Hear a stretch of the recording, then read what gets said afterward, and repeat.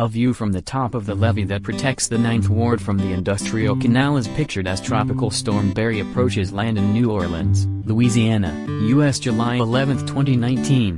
Reuters / Jonathan Bachman / file photo. August 29, Reuters. Shortly after Hurricane Katrina devastated New Orleans in 2005, the city went to work on building a $14.5 billion system of gates, flood walls and levees that would protect it against another once-in-a-century storm. Its first big test came on Sunday, when Hurricane Ida, a ferocious Category 4 storm, plowed through the Gulf of Mexico into Louisiana. Read more.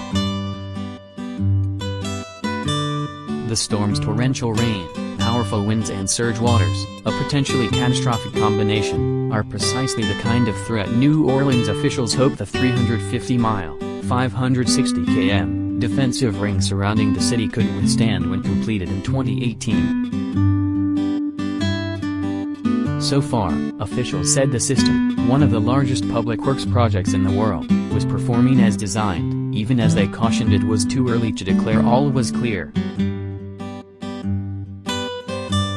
The levee system and the flood system today is much better and much stronger than it was in Katrina, said Kelly Chandler, Regional Director of the Southeast Louisiana Flood Protection Authority, which operates the system.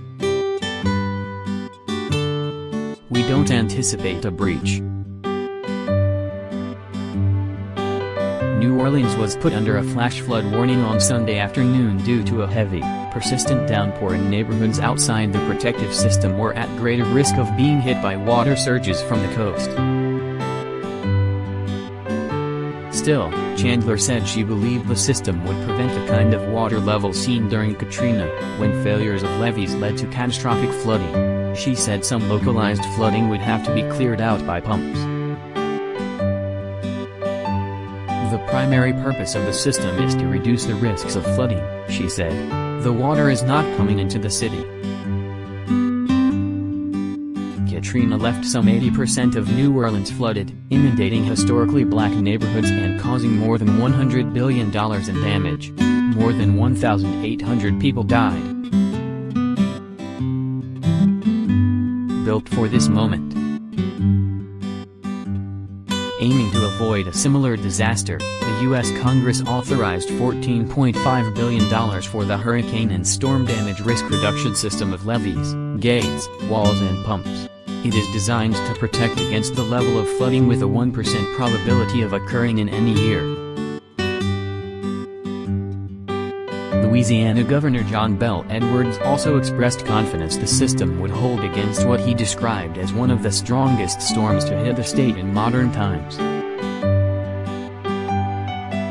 While water levels would likely surge over some levee systems in the southeast, he told a briefing on Sunday that the new system covering New Orleans and surrounding suburbs was built for this moment. All the models that we've seen from the Army Corps of Engineers and from our own CPRA, Coastal Protection and Restoration Authority, show that Hurricane Storm Damage Risk Reduction System will hold and perform as intended, he said. The Army Corps of Engineers, which built the system, also said on Sunday it expected it to perform well. But even if the new network of levees and flood walls does its job in this storm, there are risks on the horizon. In 2019, the Army Corps warned of the need to reinforce the earthen levees, which have been losing height due to settling in the soft soils of the region and as sea levels rise, highlighting the effects of climate change. Everyone who cares about New Orleans is worried, said Andy Horowitz, a history professor at Tulane University who wrote Katrina, A History, 1915 to 2015. With climate change and the collapse of the wetlands, the system is inadequate over time.